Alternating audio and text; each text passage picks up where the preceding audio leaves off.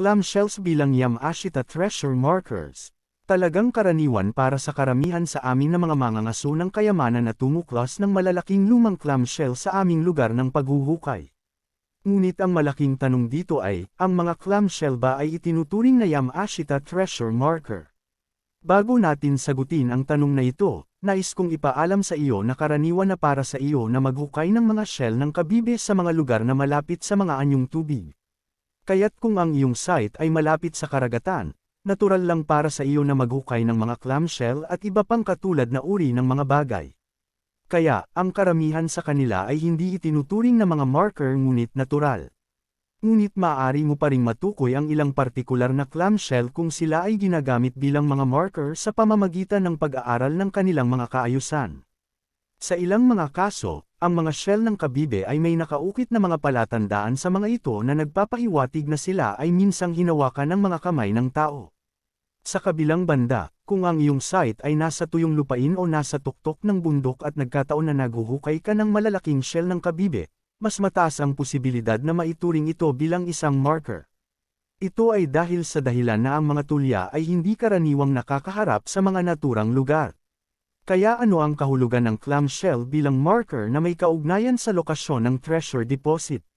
Ang pagbibigay kahulugan sa kahulugan ng clamshell bilang mga marker ay depende sa kung saang bahagi ito nakaharap. Kaya magsimula muna tayo sa clamshell na nakaharap sa pataas na direksyon. Ang clamshell ay nakaharap sa itaas. Kung ang shell ng kabibi ay nakaharap pa itaas, nangangahulugan ito na dapat mong ipagpatuloy ang paghuhukay sa ilalim nito. Ito talaga ang pinakamagandang uri ng clamshell marker na makikita dahil ang kailangan mo lang gawin ay magpatuloy. Nakaharap pababa ang clamshell. Paano ang tungkol sa kabaligtaran ng direksyon? Kung ang clamshell ay nakaharap sa tapat o pababa, ito ay tumutukoy sa isang tiyak na sulok o direksyon. Sa ilang mga kaso, may mga nakaukit na karatula dito na nagpapahiwatig kung aling direksyon ang kailangan mong sundin. Kaya mahalaga din na kailangan mong suriin ang bawat panig ng marker ng clamshell na iyong nakita. Ngunit kung hindi mo mahanap ang anumang posibleng mga marker ng ukit dito o anumang posibleng batayan na nagbibigay ng mga pahiwatig para sa susunod na direksyon, maaari mong bigyang kahulugan ang clamshell bilang isang arrowhead. Ang matulis na bahagi nito ay ang dulo nito. Paano kapag ang shell ng kabibe ay nakaharap sa gilid? Kung ang clamshell marker na iyong nakita ay orihinal na patagilid at ito ay nakaharap palabas, nangangahulugan ito na ikaw ay maghuhukay sa bahagi nito sa likod. Sideway clamshell nakaharap paloob. Kung ang marker ng clamshell ay nakaharap sa kabilang side, maaari naming isaalang-alang ito bilang isang arrowhead na katulad ng clamshell na nakaharap pababa. Ngunit bago mo gawin, siguraduhin walang anumang nakaukit na mga palatandaan dito na nagbibigay ng mas malinaw na palatandaan sa susunod na direksyon. Paano kung ang mga clamshell marker na iyong nakita ay binubuo ng isang buo kung saan ito ay may itaas at ibabang bahagi? Mayroong dalawang paraan kung paano mo ito mabibigyang kahulugan.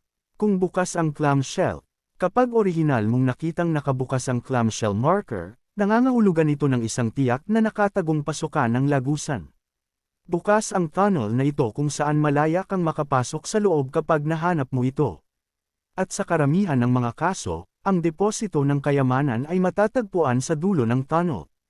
Kung sarado ang clamshell, sa kabilang banda, kung ang clamshell marker na iyong nakita ay sarado, ito ay nagpapahiwatig pa rin ng isang tiyak na nakatagong pasukan ng lagusan. Gayunpaman, ang pagkakaiba ay ang tunnel na ito ay selyadong o na-block.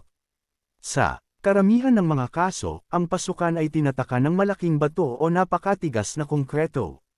Paano kung ang kabibe na iyong nahanap ay higit sa isa?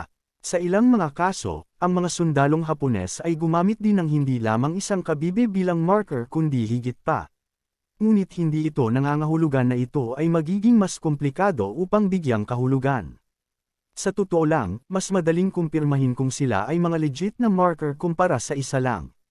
Ito ay dahil sa kadahilanan na kapag mas maraming clamshell ang ginagamit bilang mga marker, ang mga sundalong Hapones ay madalas na ayusin ang mga ito sa paraang halatang organisado ng mga kamay ng tao. Kung nagustuhan mo ang content na ito, sana ay i-follow nyo ako para updated kayo sa mga i-upload ko. Huwag kalimutan na i-share, mag-comment, at mag-like. Salamat mga ka-TH.